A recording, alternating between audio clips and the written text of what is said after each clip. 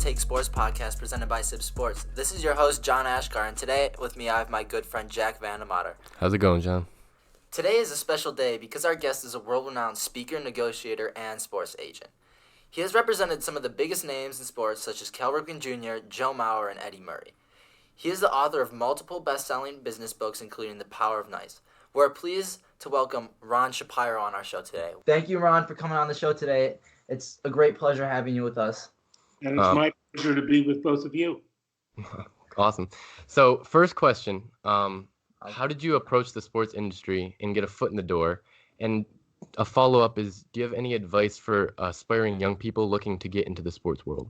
Well, there are going to be two different tracks that we take here, because I really didn't aspire to be in the sports business. I am frequently called the accidental agent. Right. And what that means is I went to law school. I came out of law school. I got involved with civil rights law. And this is all tie into baseball in a minute. And after getting involved with civil rights law, my law firm said, well, you're doing good works, but that doesn't make any money for us. So here's some securities books. That's investment law. You do this too, and you'll make money at that and help the community with civil rights law.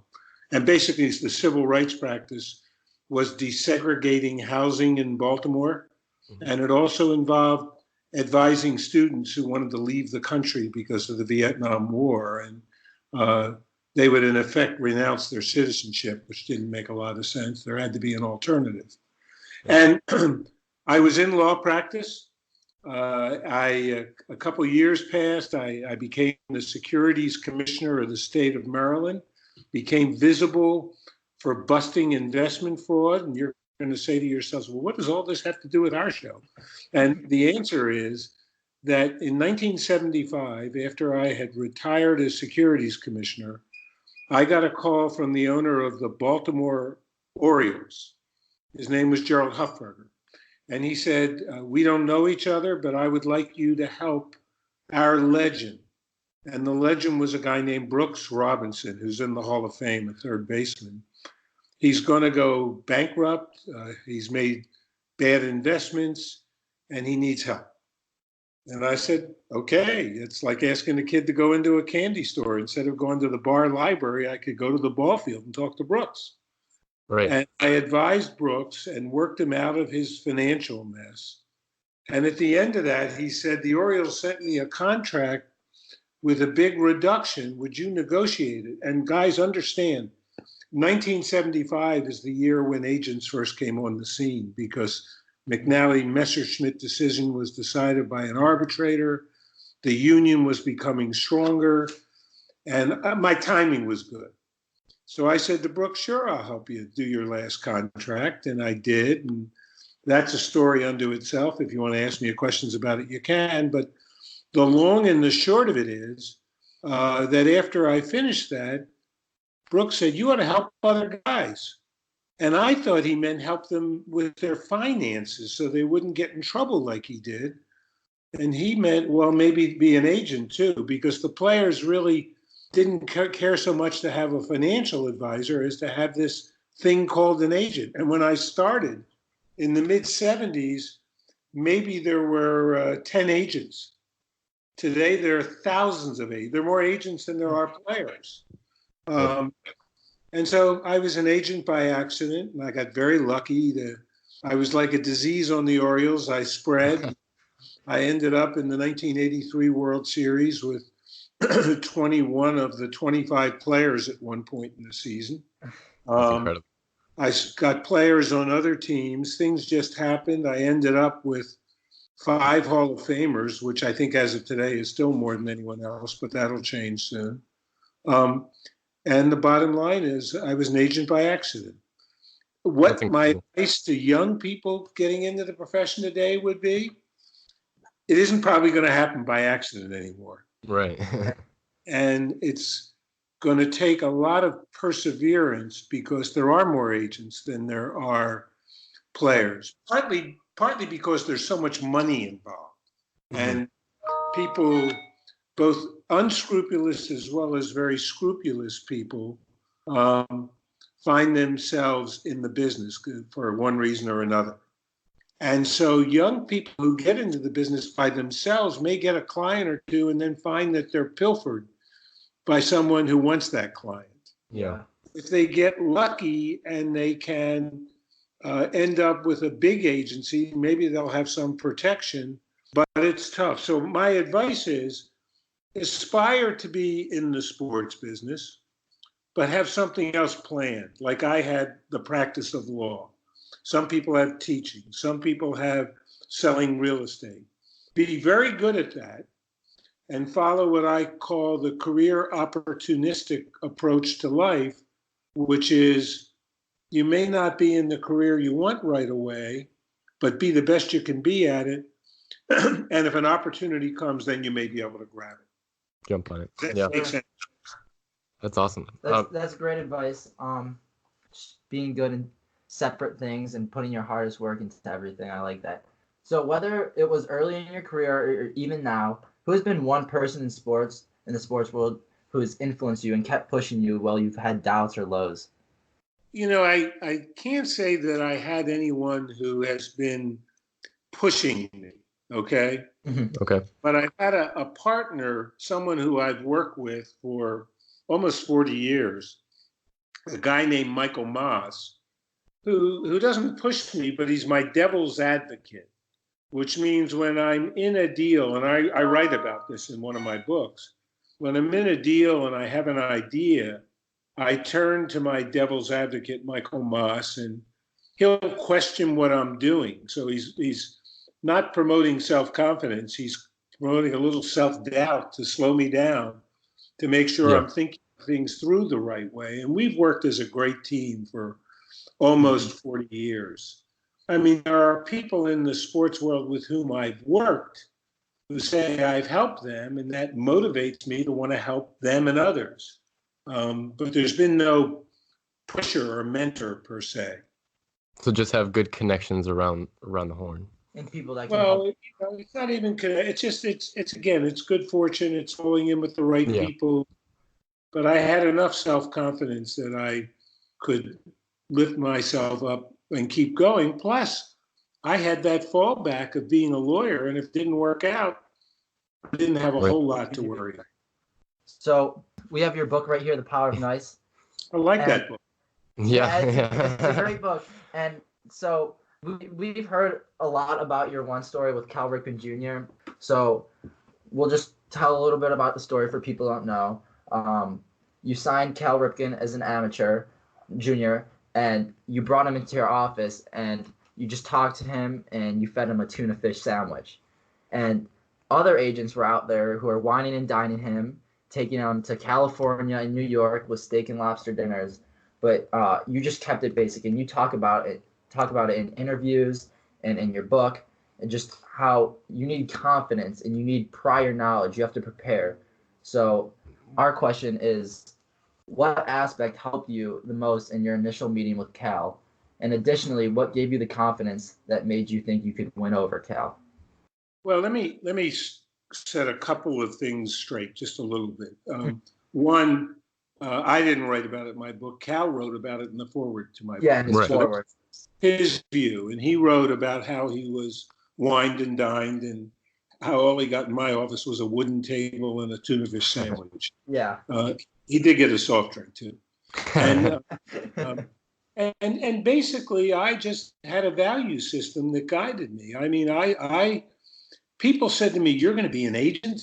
Agents are the worst people on the face of the earth, you know, and all the reputation you built in law is going to cause the pinstripes to fall off your suit. I mean, you're going to be an evildoer." And I said, "No, I'm not.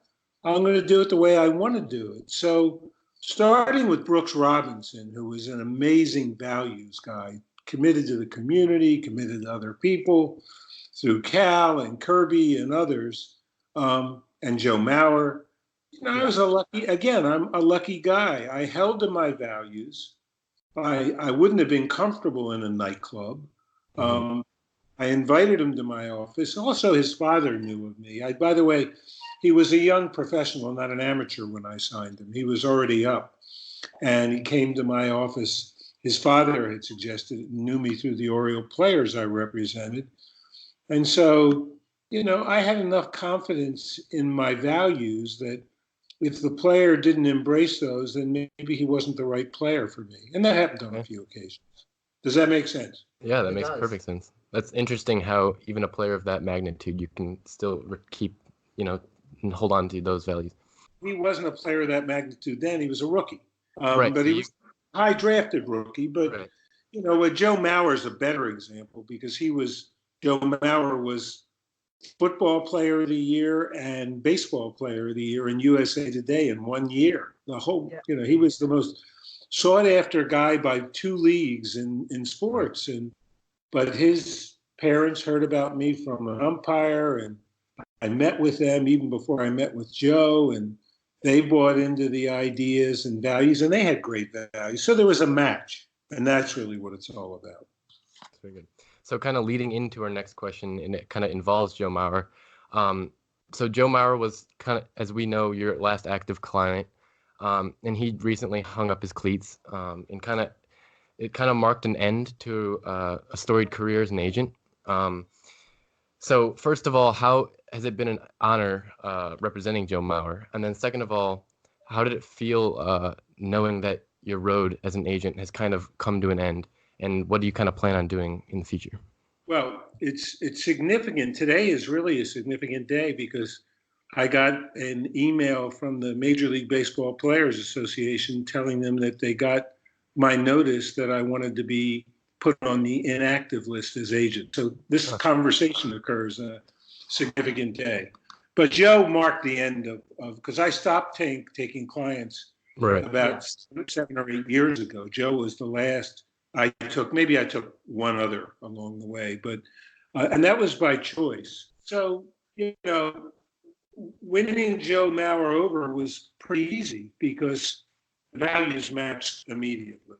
How it felt representing him was just awesome. So the point I want to make is, in the first 4 or 5 years of his career, it was easy because Joe was a wonderful person. We worked together on his contracts. We did good things, and loved his family. And it was like family. Every time we were with Joe, it was fun. And I was proud to say to people we represented Joe Mauer because not only was he on the cover of Sports Illustrated when he was chasing 400 and recognized as a great player, but everyone respected him as a good man. And that really was to me, that was the essence of representation. But then he started to have a series of injuries and other things occurred and had a condition which impacted on his physical self. And his career started to slide a little bit. The work increased. We had to work with him on medical things. We had to work with him on career things. We had a big contract come up in the middle of the first round of injuries, and it was up to the team to decide whether they wanted to sign him. And as you know, we ended up with one of the biggest contracts in baseball at the time, certainly the biggest for any catcher in history. I think it was $184 million over 8 years or something. It was big. So working for Cal was prototypical of what being an agent should be, and that is, supporting him while he achieved great success in his baseball, negotiating for him and making sure he didn't get in any bad business or financial deals. And he had a financial advisor to help him with that too, and helping him deal with the challenges that arose in the game, particularly those in a physical sense, sometimes in a team sense. But we had a great relationship with the team because that book you held up, The Power of Nice, that's how to negotiate so everyone wins, especially you. But you think about the team too. So we built, and it's about building good relationships as well as building good deals. So we ended up with good relationships with the Twins. And when we had to deal with challenges that impacted on the team or were posed by the team, we had great communication. So guys, representing Joe Mauer was terrific. And having him be the last guy we formally represented, that was great too. And you then said, what am I doing now? Well, I always believed in alternatives. And some of my agent friends would make fun of me. I remember one said, I can't believe you're doing this and that. And I said, well, I'm doing it. And I started a negotiations institute in 1995 to train people in negotiation skills, not just agents, business people, doctors, nurses, the person who called during this call, a musician or a musical person, people from all walks of life. Even in international dealings. Yeah. And so when this career comes to an end, I had other careers that were going. And even when I stopped taking players, I started to work with NBA teams and advising, and teaching and training them, and only took 3 so we could avoid conflicts of interest. Worked with an NFL team. I'm special advisor to the owner of the Ravens. So I have enough on my plate professionally, coupled with a commitment to my community, that life is full, even though I'm old. And that kind of plays into our next question. So you are, I guess you could say, recently opened Shapiro Advisors LLC. That was about 2 years ago. Shapiro Advisors LLC came about 2 years ago because I decided after almost over 20 years that I would give Shapiro Negotiations Institute over to the younger people working there to train people in negotiations, to do research on negotiations and the like. And I would just be a deal coach and an advisor on sort of a freelance basis. That's where the NBA teams are. That's where some of the small companies I deal with are, and a lot of pro bono work is, meaning for organizations and people who couldn't afford me otherwise. But that's the beginning of Shapiro Advisors LLC.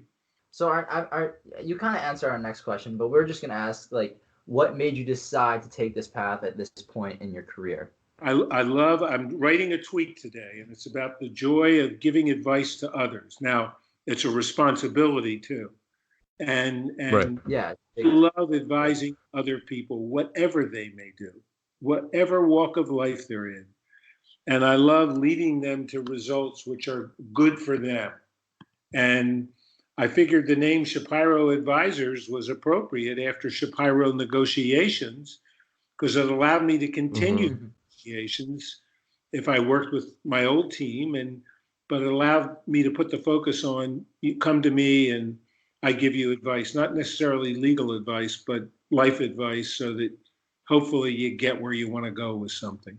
So to that point, you love advising people.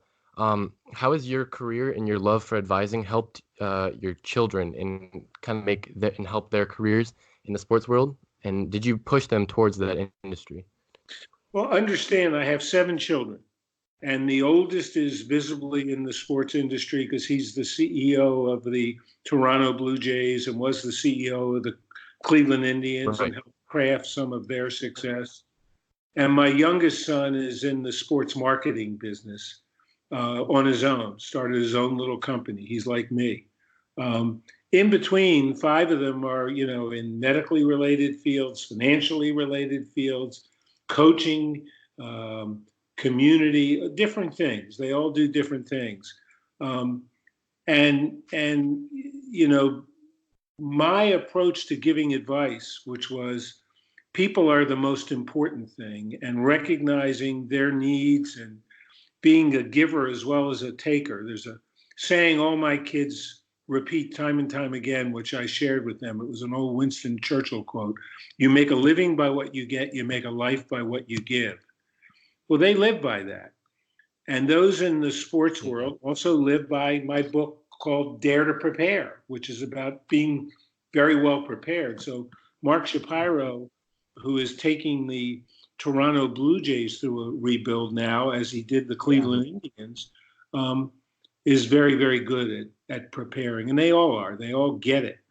So through my teachings, not necessarily through my teaching them, but them picking it up by following an example, they've all, in whatever their chosen field, sports or non-sports, have become pretty good because they realize it's the work you invest in doing something that's important to getting the results you want.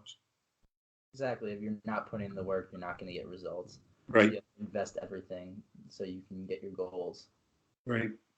All right. Kind of a question, this is obviously a Cleveland sports podcast. We love Cleveland sports, and we have a big contract looming. You're doing well right now. But go ahead. Yeah, we've heard you.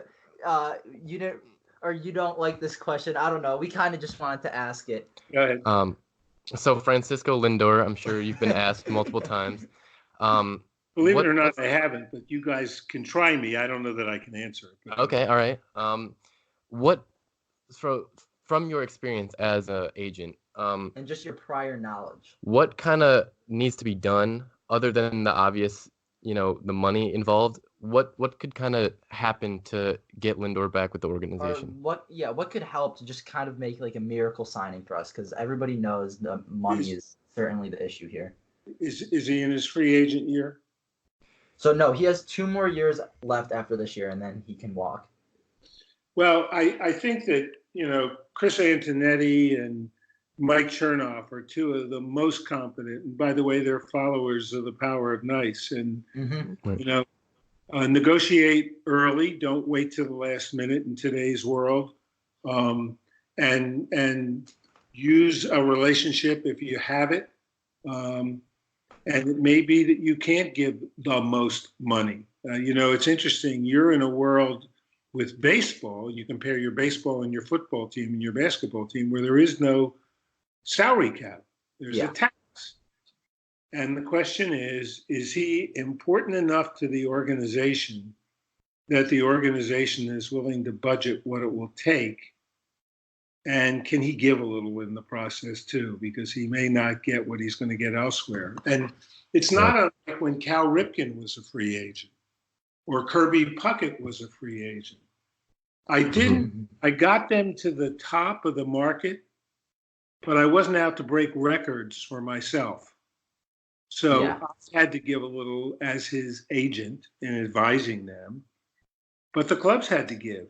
They had to get to the top of the market in order to retain them. But you take those 2 guys and Joe Mauer, and here are 3 players in an age where players move to get more money, who got great money and remained a part of their community. Now, I don't know enough about Lindor and the Cleveland community and how much he's been connected with the community, but I do know he's a great and beloved player. So everything ought to be done to retain him. Yeah, everyone in Cleveland is just absolutely in love with him. So just compromise really is what we need to find. And we've offered him deals before. We previously in his career we offered him like $100 million contract, but that's when he was younger, and obviously him and his agent were prepared and knew that he was the special type of player, so they did turn it down. Who was his agent?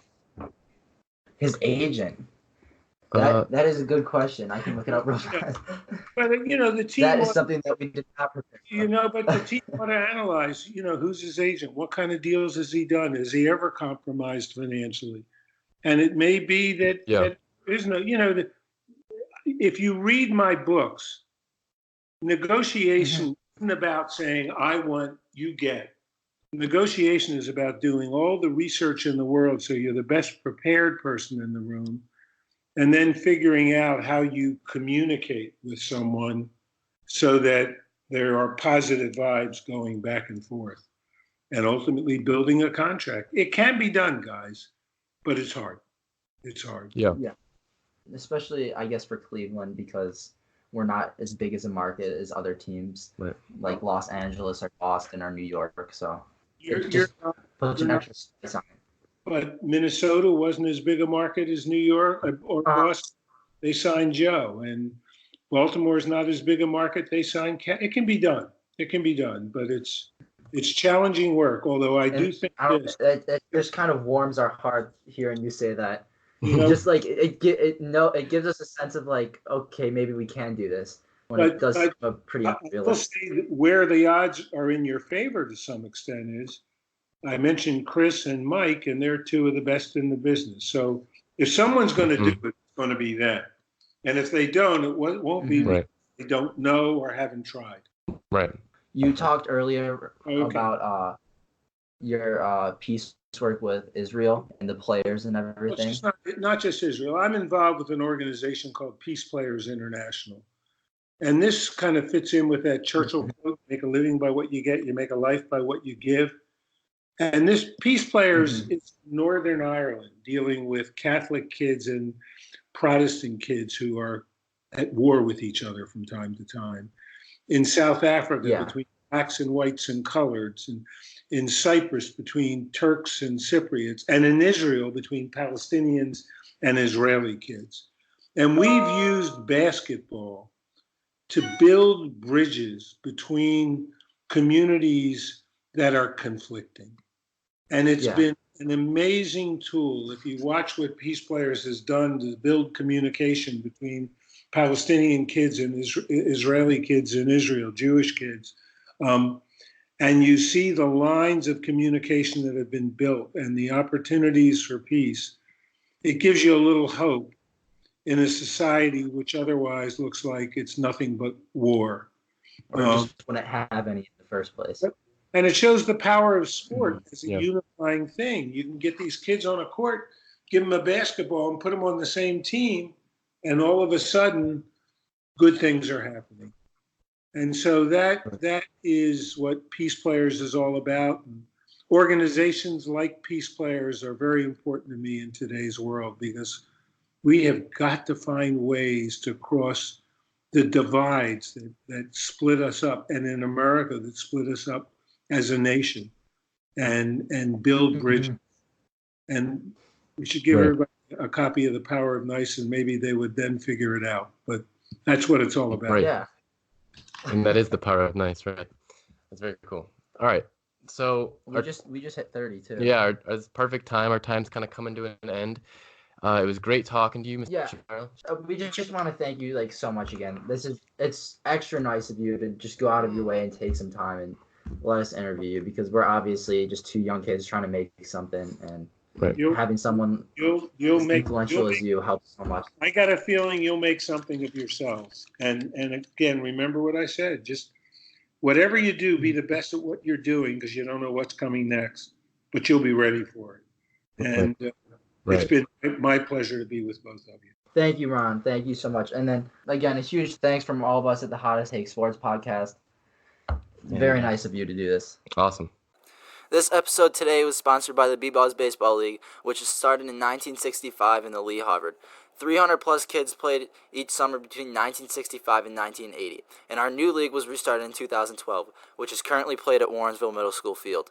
B-Buzz is a 501c3 nonprofit org and is currently seeking additional support in the player recruiting area. B-Buzz is also developing a business plan to create our baseball complex in the Warrensville Heights area, which will require land and funding. We are very proud of our rebirth and are truly excited about our future, which includes joining Little League International. Thank you to B-Buzz for sponsoring us today. Thank you guys if you made it this far listening to the Hottest Take Sports podcast. You can find this on iTunes, Spotify, or your favorite podcasting app. We are now officially on the iTunes Store and Spotify.